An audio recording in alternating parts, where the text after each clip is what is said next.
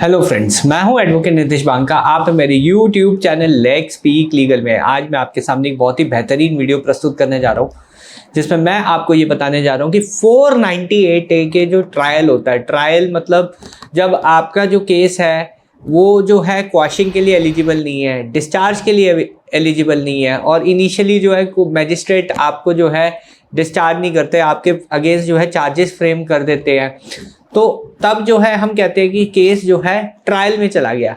अब 498A के trial में आपको किन किन चीज़ों का ख्याल रखना है जिससे जो है आपका जो है एक्विटल हो जाए, आप बिल्कुल जो है बाइज्जत बरी हो जाए।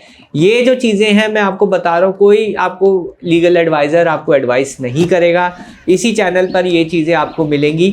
तो आप जो है इन चीज़ों का ध्यान रखिए और ये पूरी वीडियो देखिएगा। अगर आपको 498A में एक्विटल जो है चाहिए तो आपको ये चीज़ों का बिल्कुल ध्यान रखना है आपने अपने केसेस में। तो क्या होता है, जब भी जो है चार्जेस फ्रेम हो जाते हैं तो कोर्ट जो है जो केस है वो पी पे लगा देते हैं, यानी पिटिशनर एविडेंस या फिर कंप्लेनेंट एविडेंस, यानी जो प्रोसिक्यूशन है वो अपने विटनेसेस प्रोड्यूस करेगा 1 by 1 और वो जो है ट्राई करेगा जो उसने केस जो है लिखा है चार्जशीट में, जो भी एलिगेशंस लिखे हैं उसको प्रूव करने की कोशिश करेगा। अब प्रोसिक्यूशन का जो केस है वो अपने विटनेसेस से जो है प्रूव करने का कोशिश करेगा। अब चार्जशीट जो है उसमें क्या होता है, जो भी कंप्लेंट या एफआईआर में जो इन्फॉर्मेशन लिखी होती है वही save cut copy paste information है वो अवेलेबल होती है चार्जशीट में। जब भी इनिशियल चार्जशीट फाइल होती है तो इनिशियल चार्जशीट में सिर्फ वही इंफॉर्मेशन होती है जो एफआईआर या कंप्लेंट में लिखी होती है, यानी प्रोसिक्यूशन की स्टोरी वही होती है जो कंप्लेनेंट की स्टोरी होती है या पिटिशनर वाइफ की स्टोरी होती है।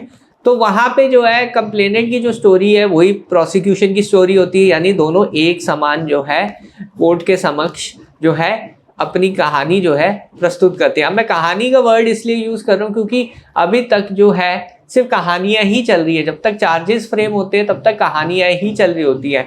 अब बारी आती है कि जो एक्चुअल विटनेसेस हैं, जो एक्चुअल गवाह हैं, वो कोर्ट के समक्ष आए और अपनी गवाही on oath they. On oath यानी बिल्कुल जो है अपनी ओथ का मतलब मैं सच कहूँगा, सच के सिवा कुछ नहीं कहूँगा, इसे हम ओथ कहते हैं। तो ऑन ओथ दे गवाही, तो इसलिए जो है अब जो है प्रोसिक्यूशन एविडेंस की जो स्टेज है वो शुरू हो जाती है। अब यहाँ पे जो है जो भी गवाह जो हैं मैजिस्ट्रेट के आगे आएंगे वो अपनी गवाही देंगे, उसे हम कहते हैं एग्जामिनेशन इन चीफ। अब जो पीपी होगा वो सिंपल जो है लीडिंग क्वेश्चन नहीं पूछ सकता, यानी अगर विटनेस को गाइड नहीं कर सकता पीपी, सिर्फ जो है जनरल क्वेश्चन पूछेगा कि इस दिन को इंसिडेंट क्या हुआ था या इस दिन को इंसिडेंट जो है कैसे हुआ था। तो ये सब जो है एक क्वेश्चंस के आंसर्स के फॉर्म में पुट अप करेगा। क्वेश्चंस वो होंगे जो लीडिंग क्वेश्चन नहीं होंगे कि विटनेस को हिंट ना हो कि फैक्ट्स क्या है उस केस के।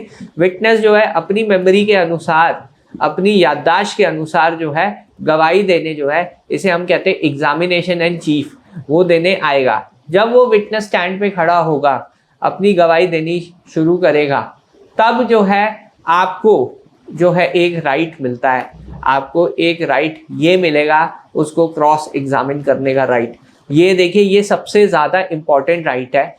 यही एक अपॉर्चुनिटी है जिसमें आपको जो है अपना साइड का जो वर्जन है वो विटनेस को पुट अप करने के लिए मिलेगा। यानी क्रॉस एग्जामिनेशन का मतलब क्या होता है कि आप जो है विटनेस को कॉन्ट्रडिक्ट कर सकते हैं, कन्फ्रंट करा सकते हैं। कॉन्ट्रडिक्ट और कन्फ्रंट एक बहुत ही ज़्यादा इम्पॉर्टेंट चीज़ है जो कि बहुत कम लोग जो है इस्तेमाल करते हैं।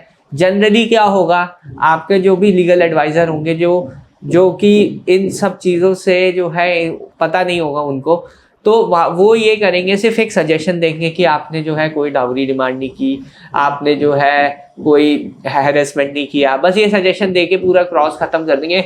वो लगेगा 4-5-10 पेज का क्रॉस तो होगा, बट उसमें कुछ भी इफेक्टिव जो है निकल के नहीं आएगा। तो जनरली यही हो रहा है 498A के केसेस में कि आपके जो भी लीगल एडवाइज़र हैं वो सिर्फ एक अपना सजेशन दे के ख़त्म कर देंगे क्रॉस एग्जामिनेशन, जो कि बहुत ईजी है, वो भी देने हैं। पर सबसे इम्पॉर्टेंट चीज़ ये होती है कॉन्ट्रडिक्शन और कन्फ्रंटेशन। कॉन्ट्रडिक्शन क्या चीज़ है, पहले हम कॉन्ट्रडिक्शन पे आ जाते हैं।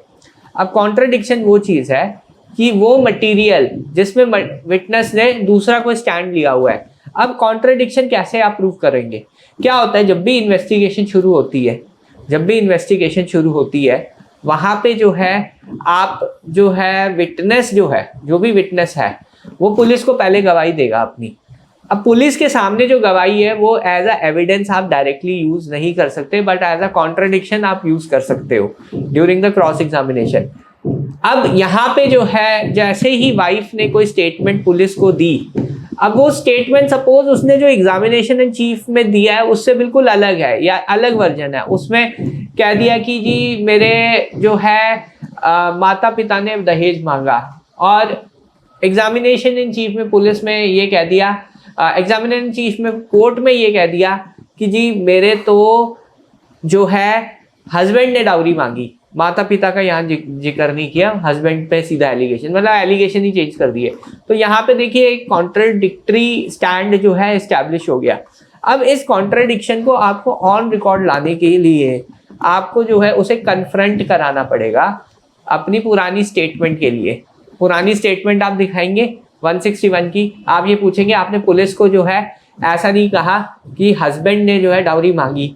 आप अपनी पुलिस की स्टेटमेंट देख सकते हैं, तो पुलिस वो यस बोलेगी, इसमें नो का तो चांस ही नहीं है क्योंकि दोनों चीज़ें रिटर्न में है, ऑन रिकॉर्ड है, मैटर ऑफ रिकॉर्ड है, तो वहाँ पे नो का तो चांस ही नहीं है, यस ही आएगा। तो वो ऑन रिकॉर्ड जो है कॉन्ट्रडिक्शन आ जाएगी। जब आपकी कॉन्ट्रडिक्शन ऑन रिकॉर्ड आ जाती है तो वहाँ पे वो कोर्ट जो है उसे स्क्रूटनी करेगा। अब देखिए माइनर कॉन्ट्रडिक्शन जैसे टाइम की कॉन्ट्रडिक्शन है कि 5 या 10 मिनट का डिले है, वो कोई माइनर कॉन्ट्रडिक्शन, या उसने जो है दोपहर बोल दिया और एक्चुअल जो है शाम को हुआ था, माइनर टाइम की कॉन्ट्रडिक्शन, माइनर डेट की कॉन्ट्रडिक्शन, इतनी बड़ी कॉन्ट्रडिक्शन नहीं आती है। पर जो है जहाँ पे जो है मटेरियल बिल्कुल ही बदल गया है, जैसे मैंने अभी एग्जांपल लेके बताया कि माता पिता ने दहेज मांगा और वो कहती है हस्बैंड ने दहेज मांगा, तो दो वर्जन एक ही इवेंट के नहीं पॉसिबल हो सकते।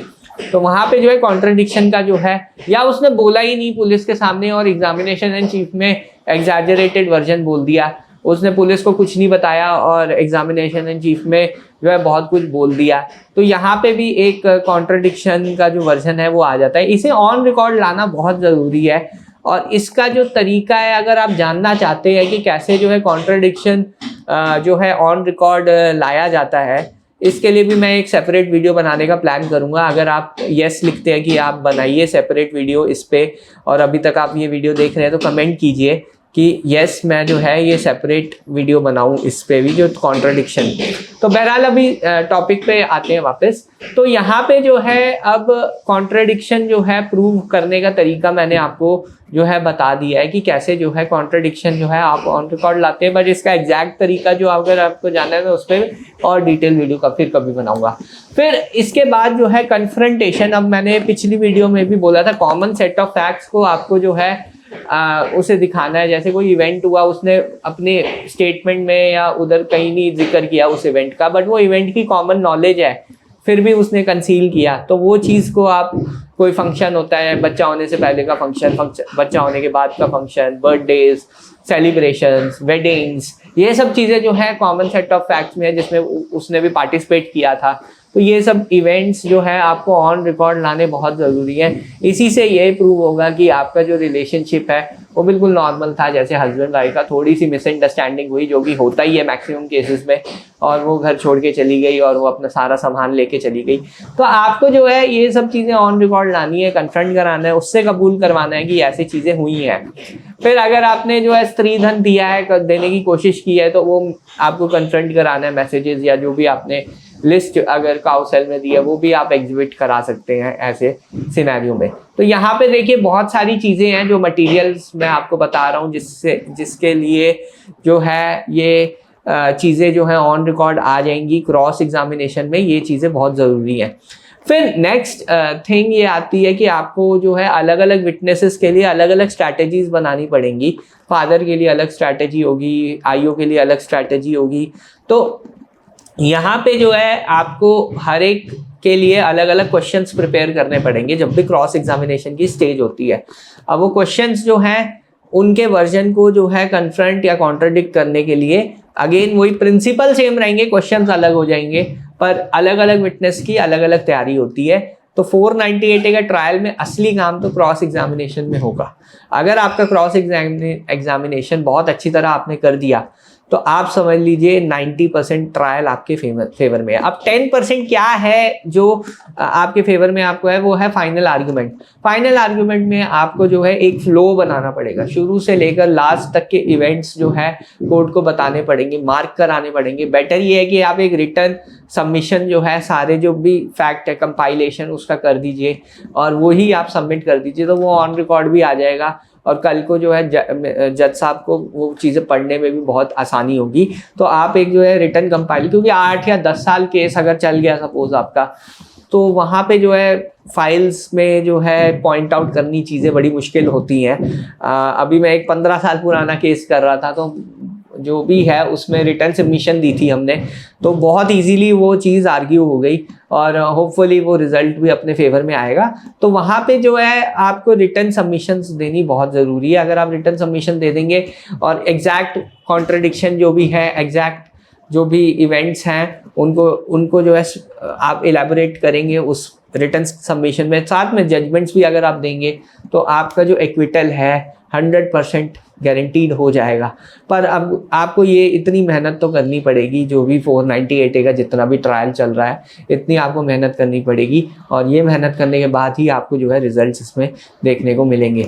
बहरहाल वीडियो देखने के लिए बहुत बहुत धन्यवाद। अगर आपको ये वीडियो पसंद आई है तो प्लीज़ मेरे चैनल को सब्सक्राइब कीजिए, वीडियो को लाइक कीजिए, धन्यवाद। कमेंट कीजिए अगर आप कोई प्रॉब्लम फेस कर रहे हैं अपने 498 के ट्रायल में, तो ये सब चीज़ें आप करेंगे तो एक्विटल जो है गारंटीड है, बहुत अच्छी आपका इक्विटल हो जाएगा। तो ये स्ट्रैटेजीज बहुत कोर है, फंडामेंटल स्ट्रैटेजीज हैं, इनको फॉलो करना बहुत ज़रूरी है। बहरहाल वीडियो देखने के लिए बहुत बहुत धन्यवाद। अगर आपको ये वीडियो पसंद आई है तो प्लीज़ चैनल को मेरे सब्सक्राइब कीजिए, वीडियो को लाइक कीजिए। धन्यवाद, थैंक यू वेरी मच।